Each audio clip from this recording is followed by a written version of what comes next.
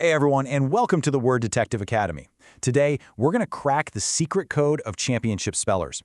You know, if you've ever watched a spelling bee and wondered how those finalists tackle incredibly complex words without even breaking a sweat, well, you are in exactly the right place. See, mastering difficult vocabulary is never really about memorizing thousands of random words. Nope, it's all about learning the hidden formulas. Here's our game plan for today's explainer. First, the secret code of champions. Then we'll look at ancient Rome and word origins, followed by decoding words from prefix to suffix. After that, we'll cover hidden roots and spelling traps, building the word network, and finally, wrap up with the ultimate championship strategy. Let's just dive right in. All right, part 1. The secret code of champions, moving beyond memorization. Look, if you want to perform at a championship level, you absolutely cannot randomly memorize thousands of words. It is literally impossible. Instead, you have to learn the hidden root codes.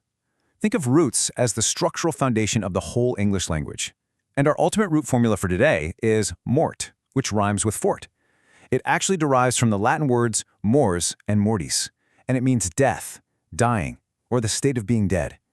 But don't worry, this root isn't just a grim concept. It's deeply connected to the natural cycles of life, changing seasons, biology, and the passage of time. When a top speller hears a word with MORT, they instantly ask themselves, wait, is this word connected to death, dying, or the idea of mortality? And just like that single question unlocks dozens of complex words across science, law, and literature. Moving on to part 2, ancient Rome and word origins, the journey of Moors. So championship spellers don't just learn what words mean, they learn exactly where they come from. Think about it. The Romans needed a highly precise word for mortality, not just for emotional reasons, but for strict legal matters like inheritances, medical records, philosophical texts, and military accounts of fallen soldiers. From the 1st century BC Latin mors and mortis, the root gracefully shifted into Old French as mort right around the 11th century. By the 14th century, it entered Middle English, eventually becoming the modern building block we rely on today. It basically entered our language through medicine, law, religious texts, and scientific writing. And honestly, that is exactly why it shows up so incredibly often in advanced spelling bee rounds. Okay, part 3. Decoding words from prefix to suffix. This is the core morphology model. This is where it gets really cool. Finalists use this precise, color-coded chunking method when they're under immense pressure on stage. Every word in this family can be broken into predictable, bite-sized pieces. You've got a prefix at the start, our root mort right in the middle, and a suffix at the end. Take a look at the first example. We have im, which means not, mort, meaning death, and al plus ity, which denotes a state or condition. Put it all together, the state of not dying or living forever, immortality. For the second one, post means after, mort means death, and am is a form of examination, post-mortem, an exam after death. You see, champions don't just guess the spelling, they decode the entire structure. All right, time for a quick mini detective challenge. What is the literal meaning of the word mortuary? I want you to pause for a second and think exactly like a word detective. Don't jump straight to what you think the dictionary says. Try using the formula. Break the word apart in your mind first. Okay, did you get it? If you separated it into mort, meaning death, and the suffix uary, meaning a place related to, you absolutely nailed it. The literal meaning is a place related to death, and that brings us perfectly to the modern meaning, a place where dead bodies are kept temporarily. Excellent deduction skills there. That brings us to part 4, hidden roots and spelling traps. Beware of false friends. Now, when you're navigating the spelling jungle, you really must differentiate true words from false friends. And that means keeping a super sharp eye out for dangerous traps. True MORT words, like mortality, postmortem, and mortician, all share that exact same Latin origin, and they directly relate to life cycles or death. But then, we have false friends. Take the word mortgage. It starts with MORT, so it must mean death, right? Well, actually wrong. In Old French, it literally translated to dead pledge, which was a legal condition of property, but today it just means a property loan. Mortis is a woodworking term, entirely unrelated. Mortar has a completely different origin, too. So the golden rule here is simple. Before deciding on a meaning, always ask yourself, does it actually connect to the life and death cycle, or does it just sound like it? Part 5. Building the word network. Organizing your vocabulary. Now that we understand morphology and those tricky false friends, we need to organize our vocabulary. Champions do not see isolated words floating around in their heads. No way. They see a branching word family tree that maps out exactly how these concepts connect. There are really 3 primary meaning groups used to categorize unknown words during an intense competition. Group 1 is death itself, like mortality or mortuary.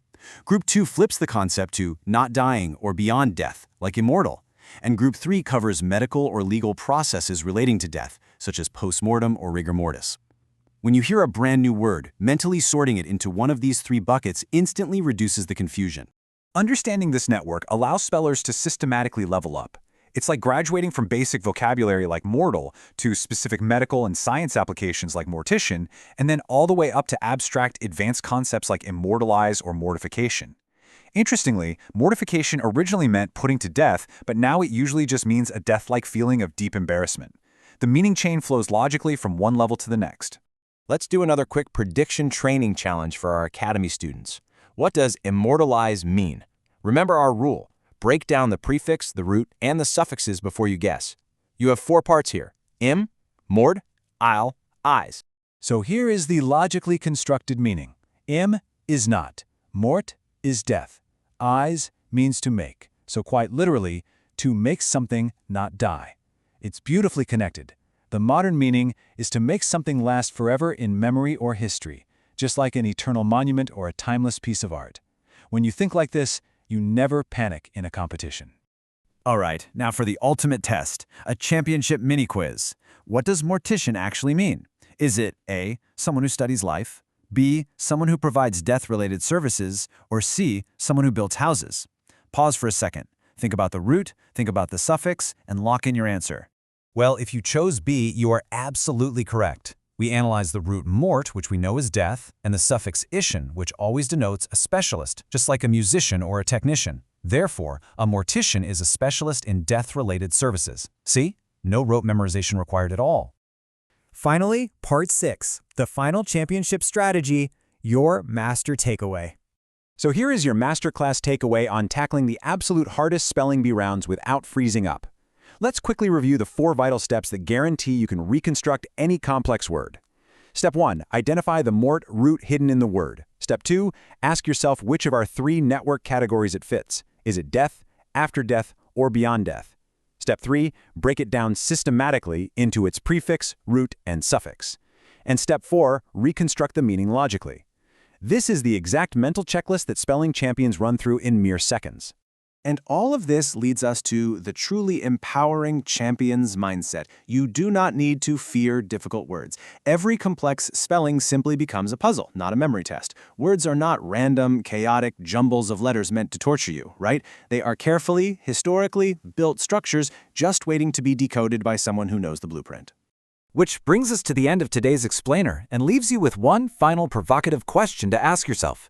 Are you going to go back to being just a word memorizer, endlessly staring at flashcards? Or are you finally ready to be a true word detective? Celebrate the incredible decoding skills you've just learned. Look at the English language through this totally new lens, and make sure you return to the Academy for the next part of this explainer. Until then, keep analyzing.